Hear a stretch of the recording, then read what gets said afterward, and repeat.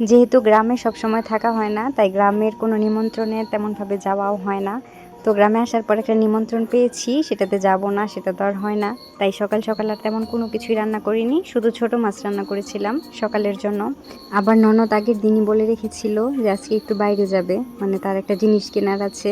তো সকাল সকাল রান্না করতে গেলে আরও দেরি হয়ে যেত, সেজন্য আর তেমন কোনো কিছুই রান্না করা হয়নি। রান্না বান্না শেষ করে আমি স্নান করে নিয়েছি। এইদিকে শাশুড়ি মাকে বলেছি ছেলেকে স্নান করিয়ে দেওয়ার জন্য। তারপর ছেলেকেও রেডি করে দিয়েছি। আর এই যে দুই ভাই, মানে আমার ননদের ছেলে আর আমার ছেলে, দুজনকে একই রকম ড্রেস কিনে দিয়েছিলাম। আজকে যেহেতু বাইরে যাব, তাই সেটাই পরিয়ে দিয়েছি। আর এইদিকে আমার ছেলের মনটা একটু খারাপ ছিল, ওর মামা এসেছিল, তো ওর মামাও চলে গেছে, আর ওর বাবার যেহেতু অফিস করলো, ওর বাবাও চলে গেছে। তো সেই জন্যই ভাবলাম আজকে একটু বাইরে থেকে ঘুরে আসি, ওরও ভালো লাগবে। আর এই যে এখন বাজে 12টা, কড়া রোদের মধ্যে দুই বাচ্চাকে নিয়ে বের হয়ে পড়লাম। আমার ভিডিও যারা আগে থেকে দেখেন তারা তো জানেনই, আমার শ্বশুর বাড়িতে আসলে কাছাকাছি কোথাও গেলে ভ্যানে করে যেতে হয়। তবে ভ্যানে করে যেতে কিন্তু ভালোই লাগে, বিশেষ করে গরমের দিনে। যাই হোক, এই যে দেখতে দেখতে চলে এসেছি। মূলত এসেছি ননদের একজোড়া শাখা কেনার জন্য। তবে এখানে বেশি শাখার দোকান ছিল না, মাত্র কয়েকটা। তো একটু ঘুরে ফিরে তারপর একজোড়া শাখা পছন্দ হয়েছে, আর সেইগুলোই হাতে পরে নিচ্ছে।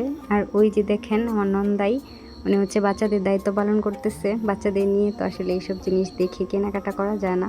আর এই যে শাখা কেমন হয়েছে অবশ্যই কিন্তু আপনারা কমেন্ট করে জানাবেন।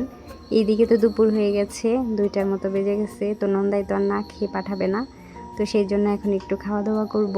আর এই যে আনারস চত্বর দেখে হয়তো অনেকেই বুঝতে পেরেছেন আমরা কোথায় এসেছি। আর কেউ এসে থাকলে অবশ্যই জানাবেন। আমাদের যেহেতু বাড়িতে দুপুরে নিমন্ত্রণ আছে, তো ভেবেছিলাম যে হালকা পাতলা কিছু খেয়ে যাব, কিন্তু সেরকম কোনো কিছুই পাইতেছিলাম না। আর আমার ছেলে খিচুড়ি খাবে বলতেছিল, তো সেই জন্যই ভারী খাবার খেতে হলো। তবে বাইরের ভুনা খিচুড়ি আর মুরগির মাংস অনেকদিন পর খেলাম, বেশ মজাই লেগেছে।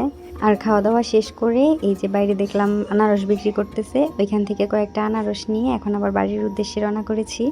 আমাদের বাড়িতে পৌঁছাতে পৌঁছাতে প্রায় 3টার কাছাকাছি বেজে গেছে। তারপরে সে বাবুকে একটু ঘুম পাড়িয়ে দিয়েছিলাম। আর তারপরে যে বিকেলবেলা রেডি হয়ে নিয়েছি। আমি যেহেতু এই এলাকার বউ, তো শাড়ি তো পরতে হবে, সেজন্য একটা হালকা পাতলা শাড়ি পরে নিলাম।